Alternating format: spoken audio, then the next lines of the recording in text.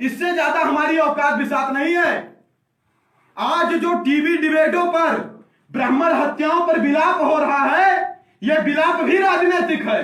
ये कोई दिल का दर्द नहीं है उनका, ये राजनीतिक इसलिए है क्योंकि उनको 17% वोट दिखाई दे रहा है। सही कह रहा हूं, गलत कह रहा हूं? मैं किसी को ना प्रसन्न करने आया हूं और ना किसी को नाराज करने आया हूं। अगर सच बोलना बगावत है तो हां मैं बागी हूं, जो सच है वही बोलूंगा। अब आप एक्सेप्ट कर पा रहे हैं कि नहीं कर पा रहे हैं, आपके ऊपर निर्भर करता है। आज इतनी बड़ी सभा हो रही, आदरणीय बड़े भाई रमेश चतुर्वेदी जी यहां पर बैठे हैं। पूरे उत्तर प्रदेश नहीं, मैं भारत की बात करता हूं। मेरे समर्थक विदेशों में Chicago, Germany, Japan, Kenya, Oman, सऊदी अरब, कम से कम 15 देशों में मेरे समर्थक हैं जो विदेश से मेरा समर्थन करते हैं। लेकिन हमारे विधानसभा के विधायक को पता नहीं चलता कि कोई सर्वेश नाम का लड़का है जो समाज के लिए लड़ रहा है, जबकि वो विधायक कोई पाड़े तिवारी, मिश्रा, शुक्ला, ठाकुर साहब ही हैं। बताइए आप मुझे, क्या नहीं पता चला? पता चला उनको, पता चला उनको, लेकिन इसलिए सपोर्ट नहीं कर रहे हैं क्योंकि उन्होंने यह माइंड में बैठा लिया है ये लड़का आगे निकल जाएगा तो हमारी विधानसभा की सीट खतरे में आ जाएगी। लेकिन एक बात मैं और बता दूं, जिस लड़के के अंडर में पूरे देश में पता नहीं कितनी विधानसभाएं आती हैं वो है, तो तुम्हारी एक विधानसभा के लिए जाएगा? तमाम विधायक फोन करते हैं और मिलना चाहते हैं, नहीं मिल पाता हूं, समय नहीं है। क्योंकि मैं अपना खर्च करके निस्वार्थ भाव से समाज के लिए लड़ रहा हूं और लोग अपने स्वार्थ के लिए समाज का नाम ले रहे हैं। जो एक किसान का लड़का, जो एक मजदूर का लड़का, जो एक गरीब का लड़का बहराइच से कौशाम्बी, प्रतापगढ़, इलाहाबाद, कम से कम 15-20 जिलों में अभी तक घूम चुका हूं। घूमने का कारण क्या है? क्या इन 15-20 जिलों में हमारे रिश्तेदार, नातेदार रहते हैं?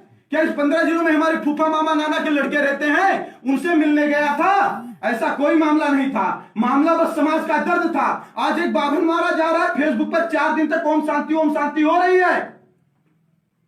एक बाभन मारा जा रहा है, 5 दिन तक ओम शांति हो रही है। 5वें दिन फिर किसी के मरने का इंतजार करते हैं हम। कुछ कर पाए हैं क्या? कुछ कर पाए हैं क्या उसके विरोध में? कर पाए हैं क्या? नहीं कर पाए हैं। करेंगे कैसे? सरकार भाजपा की है तो हमारे चाचा का लड़का भाजपा में है, मैं बोल दूंगा तो भाजपा की तरफ से मेरा विरोध करेगा। पता लगा सरकार सपा की है तो हमारे मामा का लड़का सपा में है, मैं बोल दूंगा तो मेरा विरोध करने लगेगा। मतलब बाप मर जाए, भाई मर जाए, लेकिन राजनीतिक पार्टियां नहीं बननी चाहिए। यह भावना जब तक रहेगी तब तक हमारे लोग मरते रहेंगे।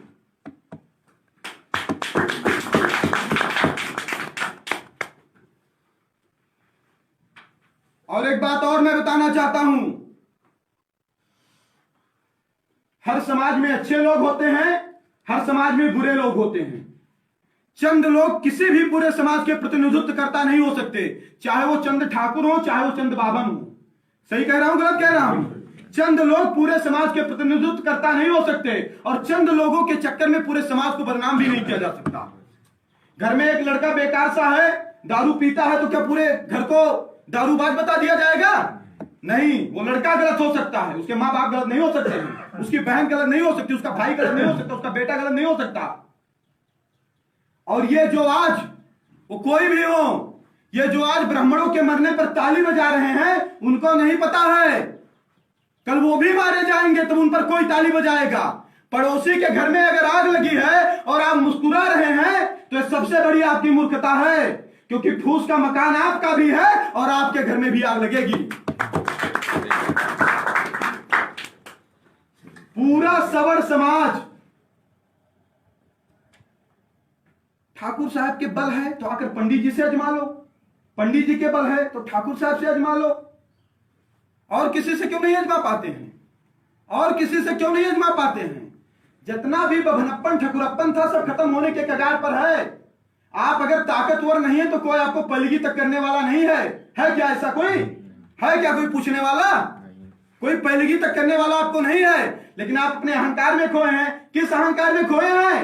बाप दादा की 1500 बीघा जमीनें चली गई तो 5 बीघा पर अहंकार है आपका?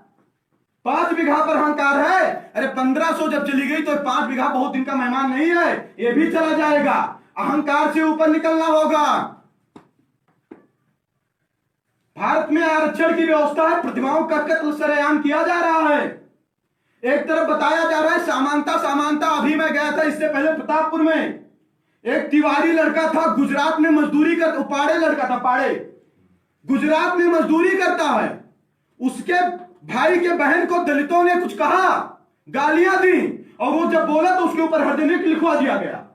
17 दिन वो जेल में था, और जेल के बाद आज मजदूरी छोड़े घर पर पड़ा है, खाने को मोहताज है। मजदूरी करता तो पेट चलता, पेट चल ही नहीं पाएगा क्योंकि मजदूरी नहीं कर रहा है। और बाबा साहब के द्वारा दिया गया एक बहुत बड़ा ब्रह्मास्त्र, और हमारे देश के सबसे बड़ा लीडर मोदी जी ने उस पर कानून बना दिया। हमारा घर छकाया जाए, हमारा खेत छकाया जाए, और हम कहते हैं महाराज मत छकाइए, तो महाराज हरदनिक लिखवा दे हमारे ऊपर। हो रहा है कि नहीं हो रहा है? हो रहा है कि नहीं हो रहा है? लेकिन नहीं, हमें दलों की दलाली से फुर्सत कहां है? हमें दलों की दलाली से फुर्सत कहां है? हमने नेता को देश मान लिया, देश को श्रेष्ठ नहीं माना। जबकि एक बात मैं और बता दूं, भारत एक ऐसा देश है जहां चाहे मोदी हो, चाहे राहुल हो, चाहे अखिलेश हो, चाहे मायावती हो, इनके जैसे हजारों नेता पैदा हुए और मर गए और आगे पैदा होंगे। तो देश से बड़ा नेता नहीं होता कभी। आप देश से बड़ा नेता को मान रहे हो, यही सबसे बड़ी समस्या है हमारी। हम अपने आप को भारत का नागरिक समझ करके कभी भारत के सरकारों से लड़ाई नहीं लड़े हैं। हम अपने आप को जात समझ करके भारत की सरकारों पर प्रश्न करते हैं, और पार्टियों का मेंबर समझ करके। निजीकरण हो रहा है, कुछ लोग विरोध कर रहे हैं, वो भी जनता है, और कुछ लोग विरोध कर रहे हैं, वो भी जनता है। लेकिन समस्या क्या है? हमारे पार्टी का कर रहा है तो हम समर्थन करेंगे, हमारी पार्टी का नहीं कर रहा तो हम विरोध करेंगे। हमें चिंतन मनन करना होगा, हमें किसमें लाभ है, समाज को किसमें लाभ है। 700 साल पहले अगर आप अष्टमी, षष्टमी, नवमी, तृतीया, द्वितीया, कृष्ण जन्माष्टमी, राम नवमी सब मनाते थे, और 700 साल बाद भी आप अष्टमी, षष्टमी, तृतीया, द्वितीया, कृष्ण जन्माष्टमी, रामनवमी, दुर्गा पूजा मनाते हैं, किसकी देन है? आज एक फैशन सा चल गया है कि पंडित जी को गाली दो, ठाकुर साहब को गाली दो, सौरों को गाली दो। पंडित बताया जाता कि ब्राह्मण कौम विदेशी है, इनका ड्यूनी यूरेसी है। मतलब बताया हमने, भैया तो यूरेशिया हम जानते ही नहीं कि कहां यूरेशिया है। बताया जाता कि हम यूरेशिया से आए हैं। 700 साल क्रूर शासन मुगलों का था। 700 साल क्रूर शासन, इतने बच्चों का ऐसे टांग फाड़कर फेंक दिया जाता था। सही कह रहा हूं बाबा जी, गलत कह रहा हूं? बहन बेटियों को सरेआम बेइज्जत किया जाता था। रात में जैसे पता चलता था सुबह मुगल अटैक करेंगे, इन्हीं जिन ब्राह्मणों को आज विदेशी बताया जाता था, बताया जा रहा है ना, ये रात में वेद रटा दिया करते थे, और पुनः जब वेद सब जला दिया जाता था उसके बाद पुनः वेद ये लिखते थे। तब जाकर के आज आप 700 साल पहले षष्टमी, द्वितीया, तृतीया जानते थे और आज जानते हैं। इतने अत्याचार के बाद इतिहास उठा करके पढ़ लीजिए, उसमें यही लिखा मिलेगा, एक गांव में एक गरीब बाभन रहता था, भीख मांगकर जीवन यापन करता था। यही मिलेगा कि नहीं मिलेगा? एक गांव में एक गरीब बाभन रहता था, भीख मांगकर जीवन यापन करता था। यही मिलेगा कि इतिहास के पन्नों में? यह नहीं मिलेगा कि एक गांव में करोड़पति ब्राह्मण रहता था, सबको मारता था, पीटता था, भगाता था। क्या है ऐसा कुछ? पहले राजतंत्र होता था, और राजतंत्र का एक सिद्धांत होता था कि राजतंत्र की जो कुर्सी थी, उस कुर्सी से 2 अंगुर ऊंची धर्मदंड की कुर्सी होती थी, जिस पर धर्म गुरु बैठता था, जिस पर धर्म गुरु बैठता था। आप सोचिए, अगर यह ब्राह्मण इतना बड़ा द्रोही होता, अगर यह ब्राह्मण इतना जातिगत कुंठित मानसिकता से ग्रसित होता, तो क्या राजाओं को आदेश देकर के एससी, एसटी, ओबीसी को भगवाना देता देश से? जब राजतंत्र था और उसी के धर्मदंड के इशारे पर सब चलता था, भगा देता कि ना भगा देता? बताइए आप। दलितों का मुद्दा उठाते उठाते मायावती मर्सिडीज से चलने लगी, और गांव का गरीब दलित आज भी गोबर मिट्टी में बैठा है। उसके बाद आरोप हम पर लगाओगे कि हम शोषण कर रहे हैं। क्या हम अंग्रेज के नातेदार थे? क्यों उन्होंने दलितों का शोषण किया, हमारा नहीं किया? हमें ट्रेन क्यों लूटना पड़ा? देश के लिए, अपने लिए हमने ककोरी कांड नहीं किया था। आजादी की पहली गोली क्यों चलाई? देश के लिए चलाई। नहीं तो जो भी 100-200 तनख्वाह मिलता था, मंगल पांडे को बटालियन में काम कर सकते थे। त्याग हमेशा से रहा है और त्याग हमेशा रहेगा, लेकिन अब जागने की आवश्यकता है आप लोगों की। हम लोग होटल पर बैठकर परपंच करते हैं, चौराहे पर बैठकर परपंच करते हैं, आज तक सिर्फ और सिर्फ परपंच किए हैं। हमने समाज में कोई बदलाव का प्लान ही नहीं बनाया। हमारे पास कोई एक बहुत बड़ी रणनीति ही नहीं है कि हम समाज को सही दिशा दे सकें। जाति, धर्म, लिंग, भाषा के आधार पर किसी से भेदभाव नहीं होना चाहिए, लेकिन जाति, धर्म, लिंग, भाषा के आधार पर हमारे साथ भी भेदभाव नहीं होना चाहिए। आप हमें पैलगी मत करिए, पैलगी मत करिए आप हमें, लेकिन अगर आप पैलगी नहीं करते हैं तो आपको गाली देने का भी अधिकार नहीं है। अगर आप हमारा सम्मान नहीं करते हैं तो किस कारण से आपको अपमान करने का परमिशन मिल गया आपको? लेकिन आज ये दूसरों पर आरोप थोप करके कुछ नहीं होगा। समस्याएं हमारी हैं, हमें स्वयं निपटना होगा। भूख आपको लगी है तो आप हाथ से तोड़ करके मुंह में निवाला स्वयं डालेंगे, कोई पड़ोसी आपको निवाला खिलाने नहीं आएगा। समस्याएं आपके ऊपर हैं।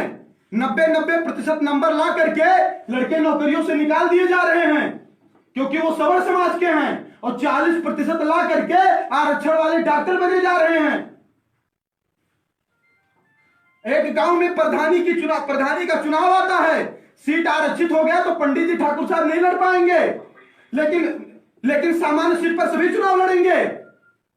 85,000 करोड़ रुपया जात के आधार पर ओबीसी, एससी और 53,000 करोड़ रुपया जात के आधार पर एसटी को दिया गया। तो क्या जितने भी सौर समाज के लोग भारत में सब पैदाइशी करोड़पति हैं? क्या इनमें गरीबी नहीं है? क्या इनमें भुखमरी नहीं है? क्या इनके पेट नहीं है? क्या इनका भारत की लड़ाई में, आजादी की लड़ाई में योगदान नहीं है? क्या इनका धर्म की रक्षा में योगदान नहीं है? कुछ पार्टियों ने धर्म को कैप्चर कर लिया है, मतलब आप उनमें हो तो आप धर्मवादी हो, नहीं तो आप कांग्रेसी पाकिस्तानी मुल्ले हो गए। महाराज, जब ये पार्टियां नहीं थी तब भी हम थे, और ये जब पार्टियां नहीं रहेंगी तब भी हम रहेंगे। आपको एक बात और बता दूं, गांव का एक गरीब भूखा ब्राह्मण नीम की इतनी मोटी दतुईन करता है और मैली धोती पहनकर भगवान सूर्य को एक लोटा जल चढ़ाता है, तब जाकर के हमारा धर्म बचा है। और वो 15-15 किलो चावल पर 15-15 किलो चावल पर धर्म बदलने वाले लोग हमको धर्म का सिद्धांत बता रहे हैं। भाई साहब, आचार्य चाणक्य के बारे में पढ़ा होगा, सुना होगा, समझा होगा आपने। जिस चाणक्य के अंदर यह क्षमता थी कि किसी को जिसे कक्का गग्गा नहीं आता था उसको सम्राट बना दे भारत का, तो क्या स्वयं सम्राट बनने की क्षमता नहीं थी? मान लिया किसी को बना भी दिया सम्राट, एक बार किसी के प्रधानी के चुनाव में आप खुल करके मेहनत करिए और आप उसे प्रधान बना दीजिए, कोई बहुत बड़ा नमक हराम होगा जो आपको भूल जाएगा, नहीं तो भूलेगा नहीं।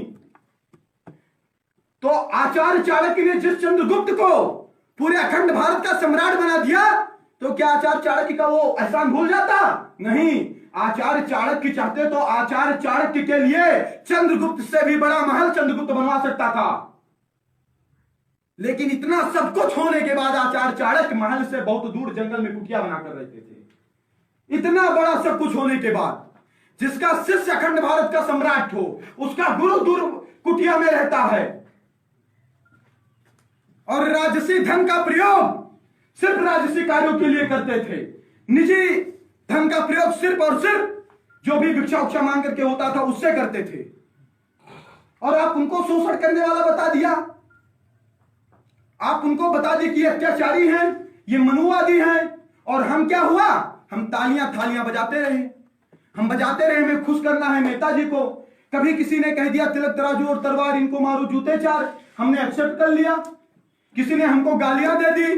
आज अगर बीजेपी के सांसद विनोद सोनकर कहते हैं कि घ्यू देत बाभन न रियाय, तो इसमें भारतीय जनता पार्टी के राष्ट्रीय नेताओं का सह है।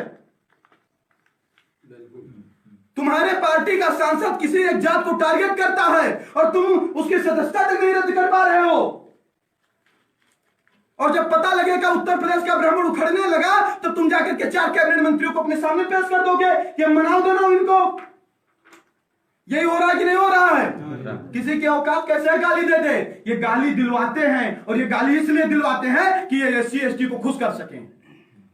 ये गाली इसलिए दिलवाते हैं। आपकी हत्याओं पर मोहम्मद सिंह का यही कारण है कि उनको हम प्रसन्न कर सकें, और कोई कारण नहीं है।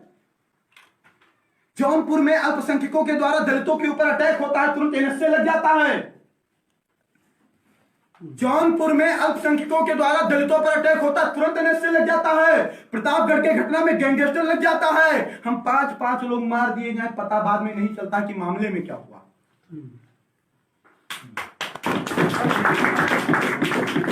लेकिन इसका जिम्मेदार हम स्वयं हैं। हम नेताओं पर निर्भर हो गए, हम पार्टियों पर निर्भर हो गए, जबकि हमको आत्मनिर्भर बनने की आवश्यकता है। हम चौराहे पर समय दे देंगे, होटल पर समय दे देंगे, लेकिन हम अपने बच्चों को समय नहीं दे पा रहे हैं। हमारे बच्चियां कहां जा रहे हैं, कोई चिंतन हमने किया? नहीं किया।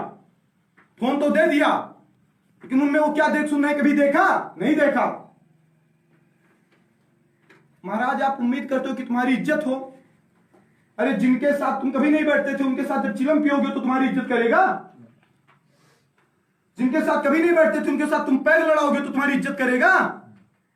अपनी इज्जत अपने हाथों में होती है। लेकिन सबसे बड़ी समस्या है, हमारे समाज में हर एक व्यक्ति ज्ञानी है। किसी के पास काम के लिए जाओगे, वो आपको एक ज्ञान दे देगा। जब रावण ने भेजा हाथी को और सैनिकों को कि जाकर के कुंभकर्ण को जगा लाओ, राक्षसी कर्म करने के कारण रावण राक्षस हुआ। लेकिन सोचिए, उन लोगों की बातों से थोड़ा प्रेरणा ये लीजिए कि वो कुंभकर्ण, उसने उपदेश भी दिया रावण को, लेकिन उपदेश देने के बाद साथ भी दिया रावण का। वो जानता था कि मैं साक्षात नारायण से लड़ने जा रहा हूं। वो जानता था कि भाई ने गलत किया है, मां जगदंबिका का हरण उसने किया है, लेकिन सलाह देने के बाद भी उसने अपने भाई का साथ दिया। कर्ण, जिसको शूद्र पुत्र कह करके अपमानित किया गया था सभा में, और उसका साथ देने वाला दुर्योधन था, तो फिर क्या हुआ कि दुर्योधन का साथ देने के लिए कर्ण कवच कुंडल दान करने के बाद भी दुर्योधन के साथ खड़ा रहा, जबकि उसके सामने सीधे नारायण खड़े थे। हमारी एकता ऐसी होनी चाहिए। जंग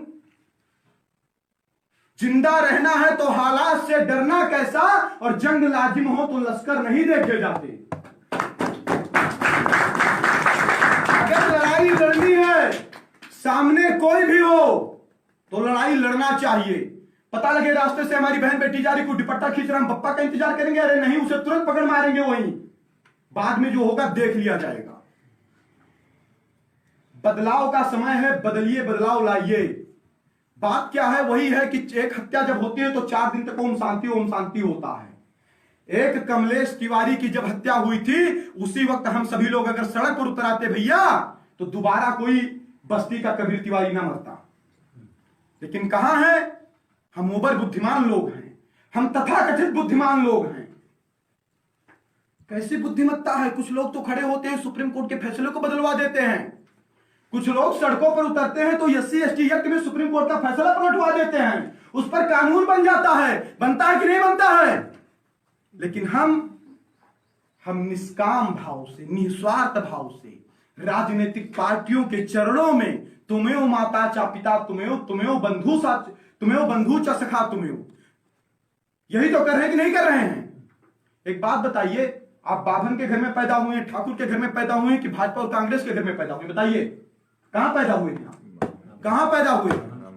आप एक बात बताइए, आज जात के आधार पर 3 रुपए में राशन जात के आधार पर तो मिल रहा है, जात के आधार पर स्कॉलरशिप मिल रही है कि नहीं मिल रही है? जात के आधार पर एडमिशन में कम नंबर और ज्यादा नंबर में सिलेक्शन और हटाने का काम हो रहा है कि नहीं हो रहा है? हो रहा है कि नहीं हो रहा है? ये सब किसके आधार पर हो रहा है? जात के आधार पर हो रहा है। कुछ लोग क्या कर रहे हैं? सरकार के द्वारा प्रमाणित सरकारी जात प्रमाण पत्र लेकर घूम रहे हैं। घूम रहे हैं कि नहीं घूम रहे हैं? जिसमें सरकार का मुहर लगा है कि भैया फलाने जात के हैं, लेकिन वो जातवादी नहीं है। हमने टाइटल पीछे पाड़े तिवारी मिश्रा शुक्ला ठाकुर साहब ने भूमिहार अग्रवाल सौड़ लगा लिया तो हम जातवादी हो गए। यही तो हो रहा है ना? मतलब हम ही को मारोगे और हम ही को जेल करवाओगे, यही चल रहा है आज। और हम लोग क्या हैं? हम पार्टियों की भक्ति में लीन हैं। एक सर्वेश पांडे बहराइच से निकल रहा है तो लोग 20 बार दिमाग लगा रहे हैं, अरे इसका उद्देश्य क्या है? अरे महाराज, अगर उद्देश्य भी होगा तो कोई एक विधानसभा तो लड़ सकता है। डरने लगे इलाहाबाद, नो डरने लगे इलाहाबाद, भदोही, यहाँ हुआ, अरे वो भैया क्या हो, खा जाएगा, रोटी वोटी है, लड्डू वड्डू है, खा जाएगा। हम कमियां निकालते हैं अपनों में, हम साथ नहीं देते हैं। आज एक थाने पर जितनी समस्याएं आपके समाज की नहीं जाती हैं ना, उससे ज्यादा समस्याएं मेरे पास आती हैं। किसी का घर छिपाया जा रहा है, किसी की लड़की भाग गई है, किसी को मारा जा रहा है। मुझे पता है कि हमारी क्या औकात भी साथ बची है, मुझे पता है। और एक भी आपके समाज के व्यक्ति को अगर गाली मिलता है तो वो गाली सिर्फ आपके समाज का जो ठेला चला रहा है उसी को नहीं मिल रहा है, आपके समाज में जो एसी में बैठे उनको भी गाली मिल रही है। समस्याएं अगर आपके सामने खड़ी हो रही तो वो व्यक्ति की समस्याएं नहीं, पूरे समाज की समस्याएं हैं। और जब समाज के ऊपर समस्याएं हो तो व्यक्तिगत स्वार्थ को खत्म करके व्यक्तिगत स्वार्थ की बलि दे देनी चाहिए। एक व्यक्ति के जाने से अगर पूरे गांव की रक्षा होती है तो उस व्यक्ति को जाने देना चाहिए। अगर एक गांव के जाने से पूरे जिला की रक्षा होती है तो पूरा गांव खत्म हो जाने देना चाहिए। अगर एक जिले के खत्म होने से पूरा देश बचता है तो पूरे जिले की कुर्बानी हो जानी चाहिए। हो जानी की चाहिए कि नहीं हो जानी चाहिए? समय का इंतजार किसका करता, कैसे करता, कौन आता मेरे समाज के लिए लड़ने के लिए? किसके पास इतना दर्द था? 4 दिन तक तो जय भवानी जय परशुराम कह करके 5वें दिन भाभी विधायक लगाने लगते हैं लोग। 4 दिन तक जय भवानी जय परशुराम कह करके भाभी विधायक लगाने लगते हैं लोग। आप भाभी विधायक भी बन जाइए, लेकिन विधायक बनने के बाद अपने समाज को तो तवज्जो दीजिए यार। 70 साल से क्या आपके समाज के लोग विधायक नहीं बने? क्या आपके समाज के लोग सांसद नहीं बने? बने, लेकिन कोई बोलने वाला नहीं है। आपके मौत पर कोई बोलने वाला नहीं है। रोहिंग्या के साथ लोग खड़े हो जा रहे हैं भारत में, रोहिंग्या के साथ खड़े हो जा रहे हैं लोग भारत में, लेकिन सवर्ण के साथ कोई खड़ा होने वाला नहीं है क्या? है क्या? कोई है क्या? लीडरशिप कौन कर सकता है? जिसके अंदर लीडरशिप का गुण हो। जिस नेता के अंदर नेतृत्व करने की क्षमता नहीं, क्या वो आपका नेता बन सकता है? हर अच्छे सीटों में वही हो रहा है, मजबूरी है उनको चुनाव लड़ाना है। चाहे वो आपके यहां गोबर फेंक देते लेकिन प्रधान जी बना दो। अब प्रधान जी थोड़ा पढ़ लिख करके शिक्षित हो गए तो जय भीम के नारों से पूरे पृथ्वी को गुंजा देंगे वो। जय भीम के नारे से पूरे पृथ्वी को गुंजा देंगे वो। श्री राम को भूल जाएंगे, भगवान परशुराम को भूल जाएंगे वो। उनका मानना यही होगा कि सृष्टि की रचना बाबा साहब ने की है। उनका मानना होगा कि सृष्टि की उत्पत्ति नीले डायरी से हुई है। यही तो चल रहा है ना? यही चल रहा है कि नहीं चल रहा है? लेकिन हम गंभीरता से नहीं ले रहे हैं। भाई साहब एक बात याद रखिएगा, पैर में फोड़ा है तो कपड़ा से ढक देने से पैर का फोड़ा ठीक नहीं होगा। जिस दिन आप वो कपड़ा हटाओगे आपके पैर में नासूर हो जाएगा और पैर कटवाना पड़ेगा। आप समस्याओं को इग्नोर कर रहे हैं। ये सबसे बड़ी समस्या ये है कि जो समस्याओं को आप इग्नोर कर रहे हैं, और ये समस्याएं एक दिन ऐसा विभत्स रूप लेंगी कि ना आप बोलने लायक रह जाओगे, ना आप कुछ कहने लायक रह जाओगे। क्योंकि तब तक आपकी क्षमताएं खत्म हो जाएंगी, तब तक आपकी शक्तियां खत्म हो जाएंगी। हो सकता है तब तक आपको जगाने वाला सर्वेश पांडे भी खत्म हो जाए और चिल्ला चिल्ला करके मर जाओ और आप न जग पाओ, तो फिर आपको कोई बचाने वाला नहीं होगा। लेकिन जब तब अगर आप सोचेंगे भी कि यार बहुत बढ़िया भैया कहते यार उस समय जाग जाते तो बहुत अच्छा होता, लेकिन उसमें सोचने का भी मतलब कुछ ना होता। क्या कश्मीर के कश्मीरी पंडितों ने सोचा था कि उनका वो जो सेब का और ये अमरूद, ये शिमला मिर्च की खेती है वो छीन जाएगी? क्या सोचा था? कभी नहीं सोचा था। वो भी ठार से रहते थे, लेकिन जब छीनी गई ना तब ना घर मिला और ना द्वार मिला। आज शरणार्थियों की भूमिका में पड़े दिल्ली और मुंबई के तमाम कोनों में, यहाँ पर उत्तर प्रदेश, तमाम जगहों पर। सही कह रहा हूं बाबा जी? गलत कह रहा हूं? आज अगर शामली से पंडित जी भगाए जा रहे हैं तो यह मत सोचिए कि प्रयागराज के पंडित जी सुरक्षित हैं।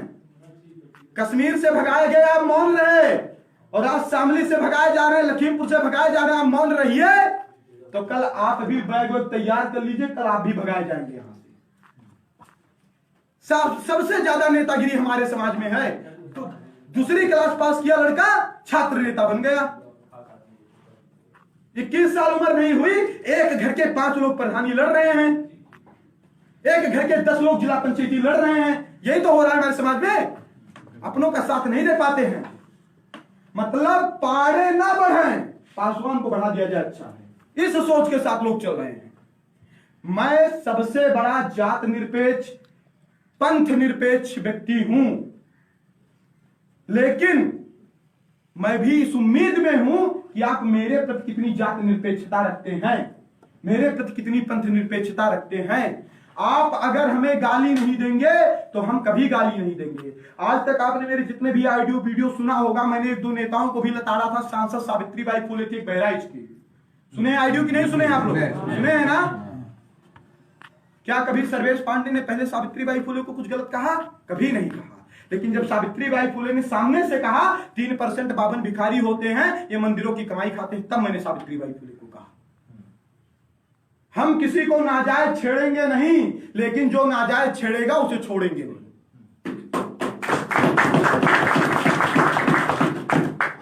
कोई आपको गाली दे रहा है, कोई आपको गाली दे रहा है और आप जवाब नहीं दे रहे हो और कह रहे हो मैं बुद्धिमान हूं। आप जवाब नहीं दे रहे हो, कह रहे हो कि मैं संयमित हूं। आप जवाब नहीं दे रहे हो, आप कह रहे हो कि मैं बहुत बड़ा बुद्धिजीवी हूं, मैं दिमाग लगा रहा हूं। महाराज, अपनी कायरता को सहनशीलता के आड़ में मत छुपाइए। अपनी कायरता को सहनशीलता की आड़ में मत छुपाइए, क्योंकि सहनशीलता की एक सीमा होती है और जो सीमा क्रॉस कर जाए वो सीमा सहनशीलता नहीं, कायरता होती है। आज हमारे समाज के ठाकुर साहब भी बैठे हैं, जायसवाल भाई भी बैठे हैं, हमारे समाज का एक मौर्य समाज का लड़का भी बैठा है, भाई साहब भी बैठे हैं यहां पर। सभी लोग, हम तो पूरे सवर समाज के लिए लड़ते हैं, जिसमें ब्राह्मण, क्षत्रिय, बनिया सभी लोग आते हैं। उस लड़के से पूछ लीजिए, क्या सर्वेश पांडे ने अपने भाषण में किसी जात को गाली दी? क्या दी? यहां पर मैं तो अपने समाज की समस्याओं पर बोल रहा हूं, मैं अपने समाज को जगा रहा हूं। अगर सवर्ण समाज की एकता, अखंडता, भाईचारा स्थापित करना किसी को जातवाद लगता है तो ये उसकी सोच है। अगर 90% लाकर हमें फेल कर रहे हो, मैं योग्य हूं, और 40% वाले को डॉक्टर बना रहे हो और मैं सरकार का विरोध कर रहा हूं और आपको लग रहा है कि जात का विरोध कर रहा हूं, तो यह आपकी सोच है। रोटी कैसे खाया जाता है पता नहीं, आप हमें रोटी खिलाओगे? हमारी लड़ाई सरकार से है, हमारी लड़ाई संविधान की उस व्यवस्था से है जिस व्यवस्था में कहा तो गया है कि जात, धर्म, लिंग, भाषा के आधार पर भेदभाव नहीं किया जाएगा, लेकिन सारे के सारे भेदभाव जात, धर्म, लिंग, भाषा के आधार पर ही किए जाते हैं।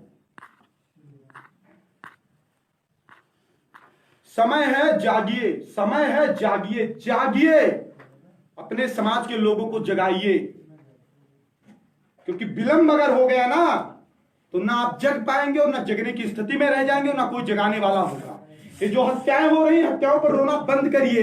इन हत्याओं से जो क्रोध है, इस क्रोध को संकल्प में बदलिए, और संकल्प में बदलने के बाद जब ये तथाकथित जनेऊधारी आएंगे वोट मांगने 22 में, तब इनसे पूछना कि जब जनेऊ की हत्याएं हो रही थी तब आप कहां थे? लोग कहेंगे अब कि भैया जिता दो पूरा कल्याण कर देंगे। भैया 5 साल राज किए तब तो कल्याण नहीं कर पाएंगे, अब कैसे कर दोगे? कैसे विश्वास करूं मैं आपका? है कि नहीं? सही कह रहा हूं, कह रहा हूं। लोग बप्पा का कसम झूठे खा लेते हैं, अम्मा का कसम झूठे खा लेते, पत्नी का कसम झूठे खा लेते, बच्चे का कसम झूठे खा लेते हैं। तो महाराज, नेताओं का कैसे भरोसा करूंगा कि आप कसम खाकर कह रहे नहीं मैं आपका कल्याण ही कर दूंगा? देखिए, हृदय में बड़ा दर्द है मेरे, बड़ी पीड़ा है, क्योंकि मैं दर्दों को महसूस कर रहा हूं। समाज में कितना भी दर्द है वो सब कुछ मैं महसूस कर रहा हूं। बस इतना कहना चाहता हूं कि मैं अपने दर्द के साथ लगातार चल रहा हूं और आपको जोड़ने का काम कर रहा हूं। मैं बैठा नहीं हूं, मैं आज इलाहाबाद, हटिया ऐसे चल रहा हूं, मैं बैठा नहीं हूं। मैं इस दर्द को, इस चिंगारी को और भड़का रहा हूं। एक दिन जब कम से कम लाखों की संख्या में मेरे समाज के लोग मेरे साथ खड़े हो जाएंगे, एक साथ ही सड़क पर उतरूंगा, फिर जवाब मांगूंगा जिन जिन लोगों ने दर्द दिया है, और सूत ब्याज लगा करके बदला लूंगा, सूत ब्याज लगा करके बदला लूंगा। हमारे साथ 24 घंटा रहने वाले ठाकुर शिवम सिंह जी, मैं सर्वेश पांडे, एक बात बताना चाहता हूं, हम अपमान और सम्मान दोनों नहीं भूलते।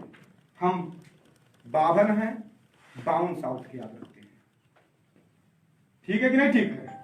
हम पूरे सवर्ण समाज को एक करने का काम करें। एक बात और स्पष्ट कर दूं, भगवान श्री राम भगवान है और भगवान परशुराम भगवान है। भगवान को जात में नहीं बांटा जाना चाहिए, और जो जात में बांट रहे हैं वो राक्षसी प्रवृत्ति के लोग होंगे, क्योंकि भगवान का विरोध राक्षसी करता है, कोई साधु संत नहीं करता है।